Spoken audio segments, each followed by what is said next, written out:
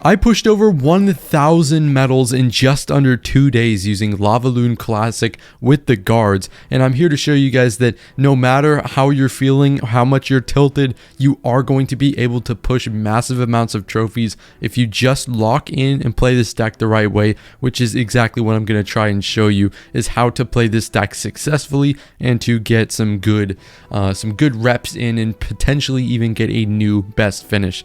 We really need to start this game. I'm just going Mega Minion in the back, honestly, because it's been 50 seconds and I need to start the video. Typically, you can wait for them if you really want to, but Mega Minion is a safe play. Barbarians in the back split is I don't like that play as much, but it's a play you can do as well. So we're seeing a lot more Cannoneers as people are starting to realize. I think maybe because content creators are using more of the Cannoneer in their video, people have started to buy the Cannoneer because they've realized it is really good, especially with control decks and stuff like that. So we're seeing what should be, I believe, Splash Yard. Yes, okay, so it is Splash Yard. Beautiful timing there. We're going to use a balloon here because it's going to tank for the baby dragon, and it's going to force some elixir out on defense, and it was kind of the only play we had there. So we're going to be able to get a death bomb and still stay within, I think, we might even have the damage lead, and we do. Nice. So this is a very fun addition to the deck, the guards are, because things like graveyard are going to get so much easier, my friends, so much easier. Basically, you want to try and use, I guess, the guards. I would usually use them on the Evo Knight or the Knight. You can use them on offense sometimes, but mainly it's really nice to have something for the Evo Knight because you need to stop him from moving. If you don't stop him from moving, he's going to get way too much value and it's going to be very hard to win games. So we're going to go Skeleton Dragons down here, and as you can see, I didn't have enough elixir for my barbs, but I did have enough for the guards. And although we're going to take a few graveyard hits because of, you know, the luck of where the graveyards happens to spawn, we're still going to be able to clean it up, and we're still up 200 damage. As you can see, the guards also help take out that Evo Knight, so it's pretty nice. And once again, see, this is the good thing, we don't get outcycled. I always have either my guards or my barbs for one of his graveyards. So that's, even if he has a 3-card cycle and he's outcycling us, we always have one of the two options to be ready to defend his graveyard with. So we're never really worrying, and although it's kind of close here, the Cannoneer does struggle mightily to deal with the pups. So we're good, man. We're chilling. Two Mega Minions, 1 Lava Pup coming in here. Okay, well, goodbye. It didn't last very long. We're going to go Barbs again over here. Usually I like to do them to the left side because, as you can see right there, the right tower actually hit one of those skeletons. It was actually kind of clutch. We're going to go Fireball Zap in just a second over here. And we should be, what, 1 Fireball Zap off? Does that do enough? I think it does. Or 1 Fireball Zap off if he manages to defend all this. So yeah, that's pretty much the thing. I went with Barbs on the left side because the right tower can sometimes hit things. I'm going to apply pressure here. This is why we're going with the balloon, just to make sure he can't like go in even more on offense. And yeah, we're going to steal it. Yeah. Oh. Okay, that would not have been enough. So that's a good thing we got that balloon hit, because Fireball Zap would not have been enough there. Alright, we got Mini CB. Now, the Splash Yard matchup, it's a little bit scary, but I actually felt pretty calm during that game. I felt like I had good control over that game. Part of it is because we were able to pretty much have the damage lead for the majority of the game, given that he had the Cannoneer. And I think I just felt really calm. I felt confident playing that, and that's, I think, one of the most important things. Obviously, your mindset is going to be so important when you're playing this deck, just because there's going to be a lot of tricky matchups, and you need to be at 100% mental if you're going to be able to push. Because you're not going to push, if you're playing this deck doesn't have a ton of great matchups in the meta. You're not going to get fed, you're not going to get free matchups. You'll get some, but you're not going to be able to push just off of free matchups and easy wins. You're going to need to lock in and be able to beat these tough decks, which is only going to happen if you have a good mindset. However, you have a good mindset, that's all personal. I don't know how to teach you guys how to have a good mindset. A thing that's important is confidence. You have to be confident. I can't, it's different for everybody, so I can't really explain to you guys how to be confident, but I can just tell you, when I'm playing like tilted, or when I'm playing and I don't have confidence, I'm gonna tilt, and I'm gonna lose close games, and it's gonna make me tilt, and eventually to the point it's gonna hit where I can't even win hard or good easy matchups anymore. Easy matchups become hard because of my mental state. And so my goal is to just explain the strategy to you guys, and you guys can kind of watch and see how we're playing, and of course ask me any comments or ask me any questions in the comments. Sorry, but of course, you know, recruit spam is a matchup that's tricky, but this matchup is all about, and I mean, I guess this goes for any bridge spam deck, all about what to defend and what to defend it with. Now, as you could see, we did take quite a bit of damage from those recruits, but we were able to spread the damage out. Now you got to be careful with that, because if you spread out too much damage, we're actually going to use the barbs here so I can save my zap for his goblin gang.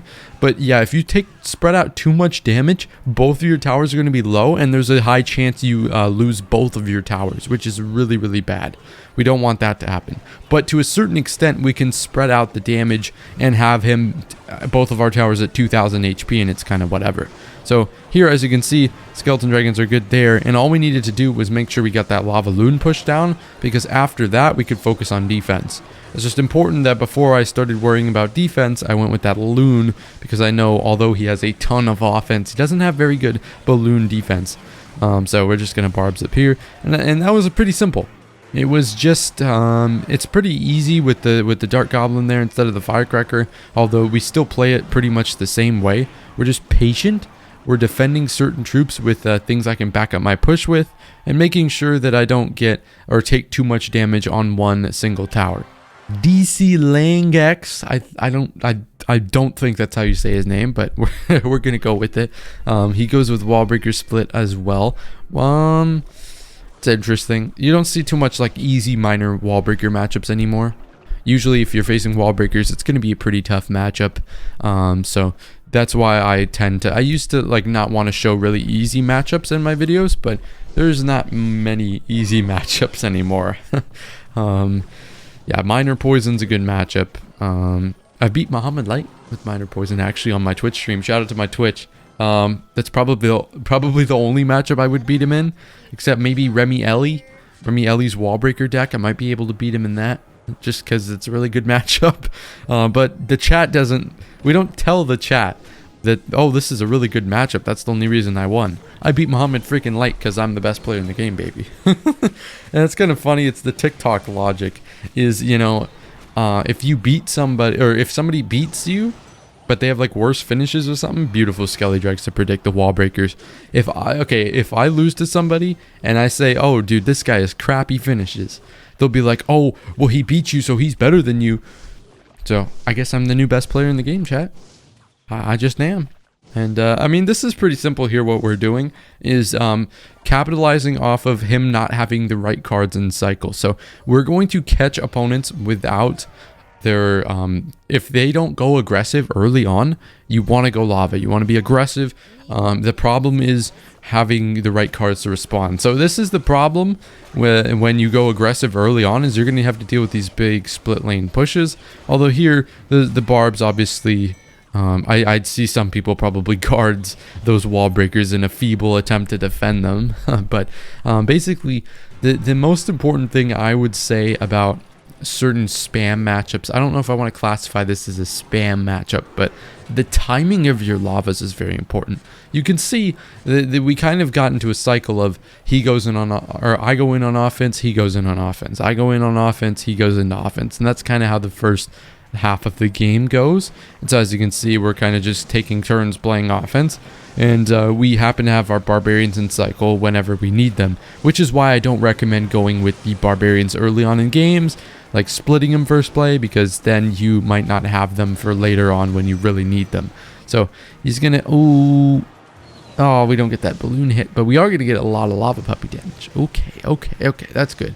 So we got to be careful. Obviously that right tower is low. I'm gonna guards for just a little bit of support. We're gonna go balloon, and that's just some pressure.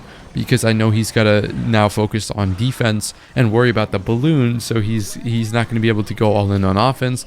And so since he played 7 elixir on defense there, we can just go within lava, and all we need to do is... Why would you go wall breakers in the lane that wall breakers don't take? Okay, that doesn't make sense to me, but whatever. That's basically the strategy there. Force him to play defense on a 5 elixir card, and then go in with the lava to finish the job when he is down elixir. We've got Tommy23 here from Chillin'. Let's see what he is playing. Hopefully it's not a mid-ladder menace or anything like that. You'd be surprised how many really tough matchups there are at this range, because we're not quite to top ladder, around top 500. Not quite very, very high, but again, I was pushing from 1900 trophies. A lot of damn trophies. That is a lot. I mean, 1900 is like entry level. That's where we were at the beginning of this season, but I was playing all sorts of different decks for YouTube, trying to try that out. I think it's best to go with lava videos and lava content for a little while.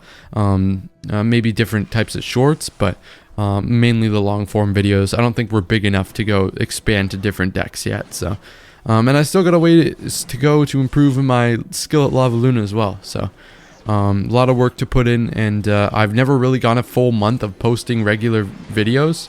So hopefully we can do that this month. But as you can see, I don't really know what went wrong for him here, but against 2.6, it's going to be very imperative that you don't defend hog riders once your lava is down. You go lava, do not defend hog riders unless your opponent does not have a musketeer down. If they go musketeer and then go hog, you can't respond to the hog. So it's just not going to work. So the most important thing against 2.6, usually if you can, you like to go lava, balloon, and then fireball zap his cannon plus musketeer. If that doesn't work, you can, I mean, I can't really give you a layout because every game is different, but you kind of want to follow that general strategy of you cannot get damage unless you spend all of your elixir on offense.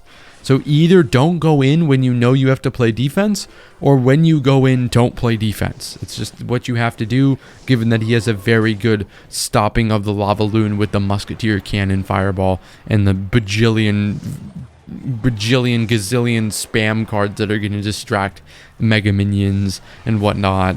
And I think he's got like a 7 elixir 4 card cycle. So if he plays a musketeer, all he needs to do is play 7 more elixir.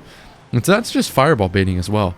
We can fireball bait, and although, you know, fireball baiting doesn't really work that well when his cycle's so cheap, it is going to work decently here. He's back to fireball now, but oh, this fireball value is insane, dude.